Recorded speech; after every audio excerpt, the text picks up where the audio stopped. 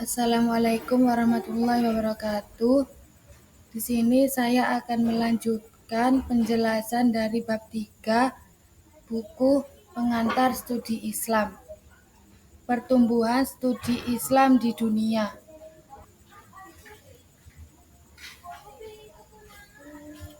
A. Sejarah Pusat Studi Islam. Uraian tentang sejarah pusat studi Islam diawali dari zaman awal kelahiran Islam. Seiring dengan perjalanan waktu, pusat pendidikan Islam menempati beberapa tempat strategis selain rumah, yaitu masjid, khutbah, madrasah, maktabah, dan al-hikmah. Toko-toko kitab, ribat, rumah sakit, dan rumah-rumah ulama.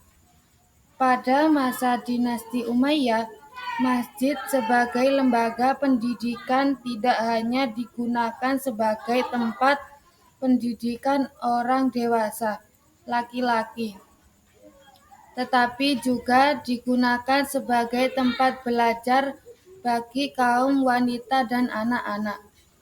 Pada masa kepemimpinan Harun al-Rasyid 813-833, salah seorang khalifah dinasti Abbasiyah, kebudayaan dan peradaban mengalami kemajuan pesat dalam segala bidang, terutama dalam bidang pendidikan, administrasi, pemerintah, ekonomi, dan politik.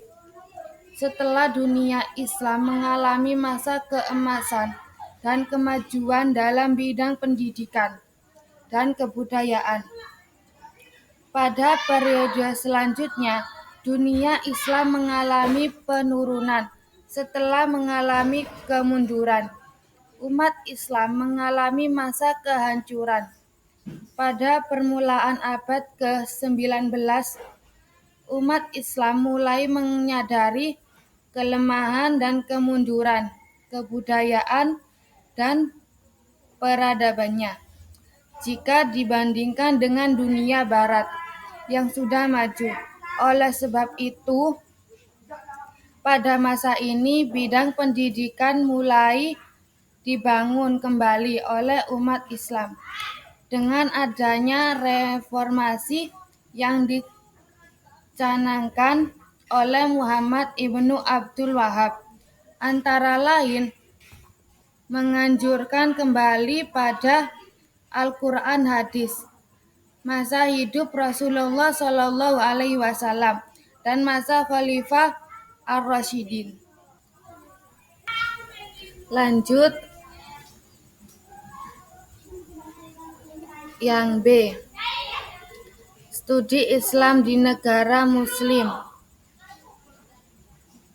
Nizamul Muluk telah memelopori pusat-pusat studi Islam pada abad ke-5 H, yaitu tentang dibukanya madrasah perguruan tinggi Al-Azhar 972 Masehi di Mesir dan perguruan tinggi Kairuan 859 Masehi di Maroko, lebih tua dibandingkan dengan perguruan tinggi Oxford 1163 Masehi, Cambridge 1209 Masehi, di Inggris Sorbonne 1253 Masehi, di Prancis Tübingen 1470 Masehi, di Jerman dan Edinburgh 1582 Masehi, di Skotlandia.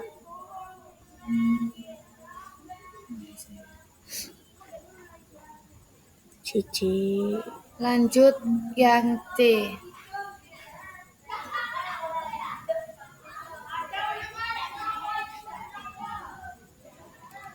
Studi Islam di Barat. Studi Islam di Barat telah ada saat dimulainya gerakan mempelajari Islam sejak abad ke-12.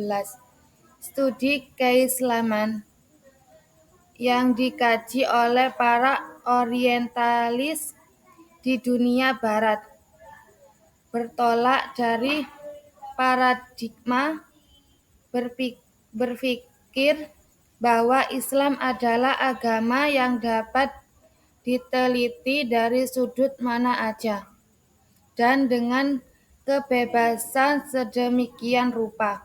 Adapun pusat-pusat studi Islam di negara-negara Barat diselenggarakan di beberapa negara, antara lain Kanada, Amerika Serikat, Inggris, Belanda, Jerman, Australia. Lanjut yang D. Kritik terhadap studi Islam di Barat. 1. Tidak menguasai bahasa Arab secara baik. Sense. Bahasa yang lemah dan pemahaman yang terbatas atas konteks pemakaian bahasa Arab yang variatif. 2. Orientalis Barat sangat memegang teguh doktrin-doktrin mereka yang tidak boleh dikritik, bahwa sampai ke tingkat fanatik buta. 3. Banyak kajian orientalisme yang berkaitan dengan kepentingan negara-negara tertentu yang mendanai kajian itu. 4. Tokoh lain yang pernah menyinggung kritik terhadap studi Islam di Barat adalah Adjurmandi Azra. Dalam konteks kritik sarjana, pada umumnya terdapat studi Islam di Barat. Azra menyimpulkan 3 kritik, yaitu kajian di Barat cenderung esensialis, domotivasi, kepentingan politis, dan upaya melestarikan kebenaran yang dicapai atas nama kehidupan intelektual dan akademis. Lanjut yang E. Studi Islam di Indonesia. Pada awalnya studi Islam di Indonesia dilakukan oleh para ulama. Seiring dengan berjalannya waktu, institusi pendidikan Islam berkembang sesuai dengan perkembangan sejarah Islam. Sistem pendidikan dan pengajaran madrasah pada awalnya merupakan hasil kumulasi dari transformasi pendidikan yang diselenggarakan di masjid. Setelah terbentuknya pendidikan madrasah, mulai dari ibtidaiyah sampai dengan aliyah, muncullah sekolah tinggi dan universitas Islam di Indonesia. Universitas ini merupakan perguruan tinggi Islam pertama yang memiliki fakultas non-agama.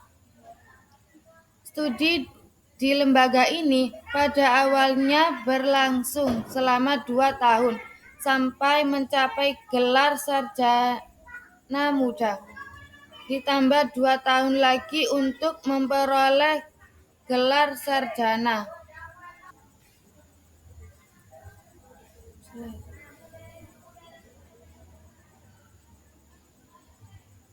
Oke, terima kasih penjelasan bab 3 ini.